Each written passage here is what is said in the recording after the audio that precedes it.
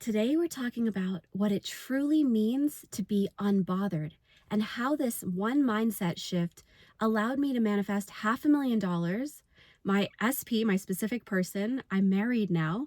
Children, I have 2 children, even in my dream order, a boy and a girl. I'm traveling the country right now in an RV. I'm currently in Sedona, beautiful Sedona, Arizona. I'm living my dream life. Every day I wake up in a new beautiful place. I homeschool with my kids. The list goes on and on. And if you can master this mindset that I'm about to teach you today, and I'm going to explain it again in a highly visual way, which is what I think I'm starting to become known for. So if you're new to this channel, my name is Goddess of Play, and I explain manifesting concepts in very visual ways. Often I like to use children's toys just to make it playful and very memorable. And the community is called the Light Waves, so join. I respond to every comment, so even if you just want to say, leave a red heart and say hi, I'll say hi back. If you're a new subscriber, leave a red heart so I know you're new. You could even tell me where you're from since I'm traveling the country. So let's get started. Let's talk about what being unbothered means. And also I just want to, I always include proof, right? I have to include proof. If you want to know, first of all, I did manifest $100,000 as a stay-at-home mom. I had a job contact me. There's a video about a full story you can watch about that. When I mentioned that I made $500,000, that was through real estate. So I own real estate that has doubled in value, tripled in value, some of it, and that equals $500,000. And I am married. I have kids. So yeah, I got my specific person. So I just want to make sure I include proof. And as you can see, I mean, I'm living the lifestyle. I'm traveling the country, right? So obviously I'm living my dreams. This has happened. This works. And I want to make sure you understand how to do this. Okay.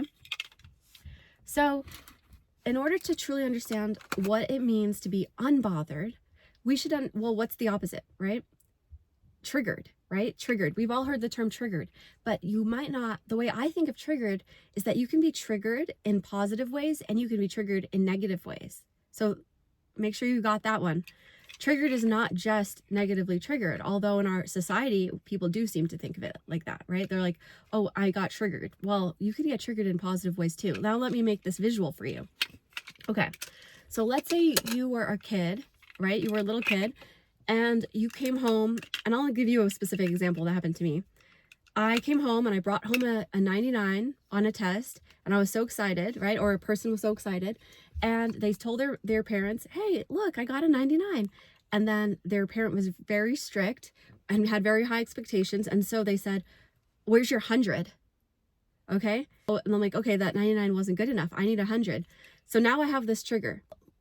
Now I have this trigger.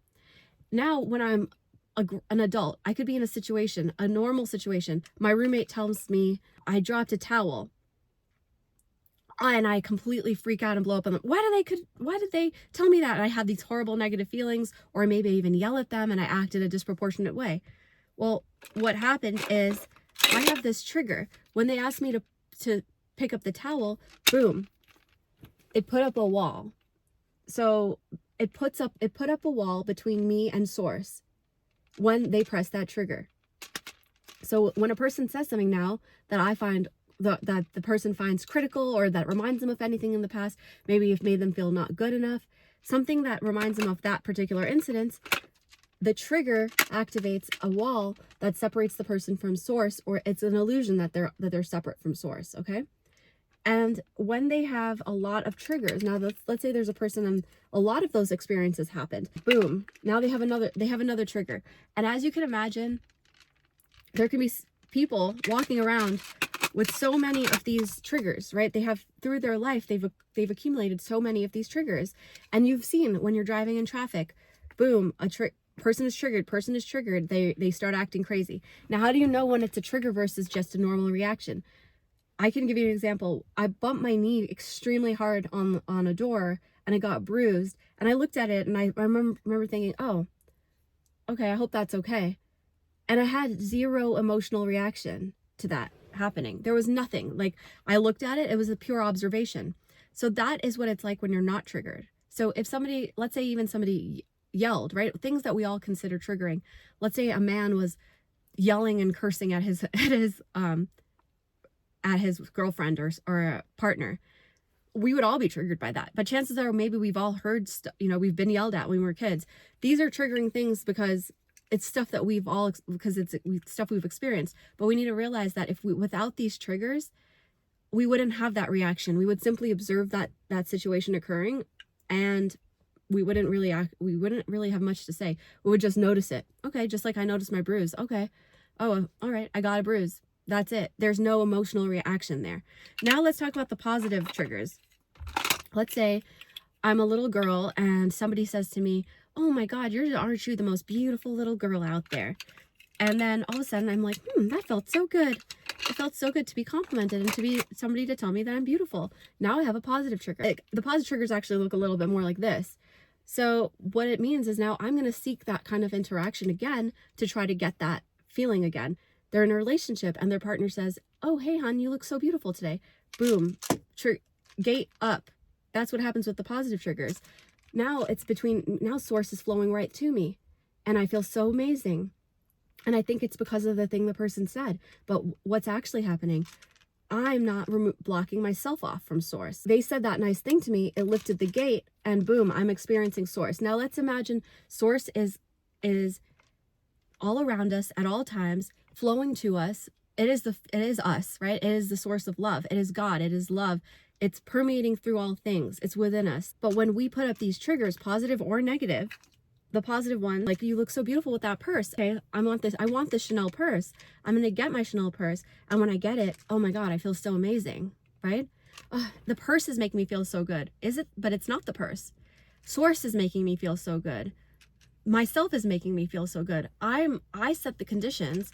I have the triggers up here. And now when I experience a condition which lifts that gate, I think it's because of this.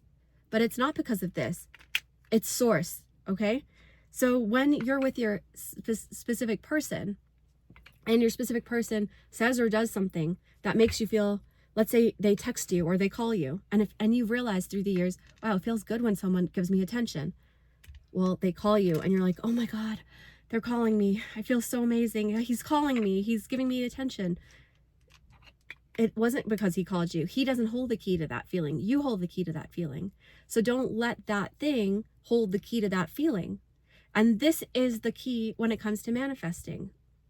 Because people say, embody the state of the wish fulfilled. Embody the feeling of having the thing you want. Yet we have all these things. We have all these triggers, right? We have these gates, the negative triggers, which are like this. And they block you off from feeling source. And someone says something bad to you and boom, now you're in a bad mood the whole rest of the day, blocking yourself off from source. Or even something terrible happens, like let's say you lost something or whatever. Then boom, you have a trigger, right? This happened, so I'm cutting myself off. This happened, so this is coming down. This gate is coming down. But you know what? We actually can just dismantle all of that, because that is not, those triggers don't hold the key. What we want is is source, which is naturally flowing through us, which naturally is us. So when I want to make $500,000, right? I don't place so much importance on the thing. I don't place so much importance on this thing. I take all of that away. I let all of that crumble. I remove all of those triggers. And you can ask source to remove that. And I'm actually working on healings, and I have been doing some great work with people in my email coaching. I'm offering a sale if you want. You don't need it. You could definitely just do it on your own, like I did. But if you want help, I'll help you, but you don't need it. So remove your triggers. Do it. You can remove your triggers by identifying what your triggers are. Once you are aware of what they are, ask source to remove them for you. Say, I allow source to remove these things for me. And I personally kept some of my positive ones because I like having a coffee in the morning and getting that feeling like, ooh, I love my coffee in the morning. Boom. I get to feel that pleasure as source flows to me. But I know that I don't need it.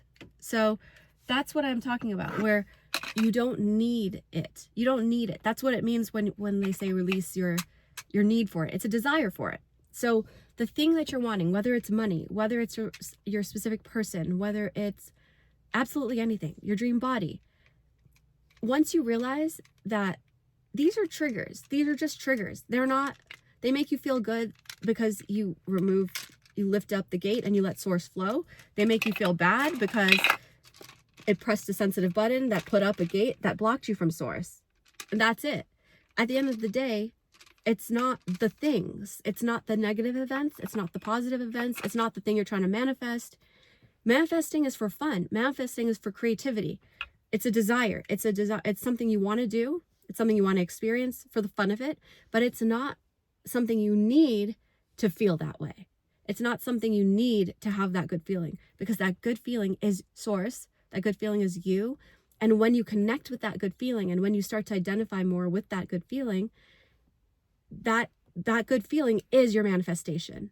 You embody your manifestation by recognizing that that is you and that is your manifestation. Removing your feeling like everything depends on getting this thing. Everything depends on it because I can't feel that way without it.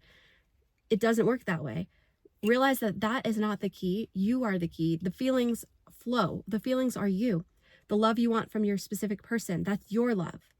They don't hold the key to it. The feeling of abundance and security and just the amazing feeling, like the freedom, that is you. That is who you are. That's your core. That's your nature. That feeling that you want is not because of the thing. That feeling that you want is you. We put up these things throughout life because nothing has actual value except for the value we give it. That's why I talk all the time about nature. Another thing I love to tell you guys to do is go out in nature and collect something, because I just want you to see the value in everything, and the things we consider not valuable: a rock, a stick, a crystal, the things that kids pick up, the inner child in you that knows those things are valuable, because they don't place as much, they haven't yet learned, oh, I need the fancy car. I need that fancy car to feel that way, because they're already feeling that way. And in already feeling that way, they're in the moment, and then they're enjoying the little things because it's fun. And I hope that really frees you to realize that your manifestation doesn't hold the key. You hold the key. Being unbothered is about dismantling all these triggers. And then the next time someone comes to you and says a triggering thing, it's such an amazing feeling to just be like, oh, okay. You notice it. You just notice it. Whatever it is. The condition in your 3D reality that you're currently not liking, you notice it. And you notice it the way I noticed myself getting a bruise on my leg. Okay. Whatever. I don't care. It's that unbothered state that allows you to feel expansive, love, connection, because you're not placing such an emphasis on the triggers that are false, that are fake. That's why every religion will tell you that it's an illusion, and it's easy to assume the state of the wish fulfilled. It's easy to assume when you know that that's all yourself. So again, channel is called Goddess of Play. If you're a new subby here, if you're a new subscriber, leave me a heart in the comments so I know. And I love you all, and I'll see you in the next one. Bye.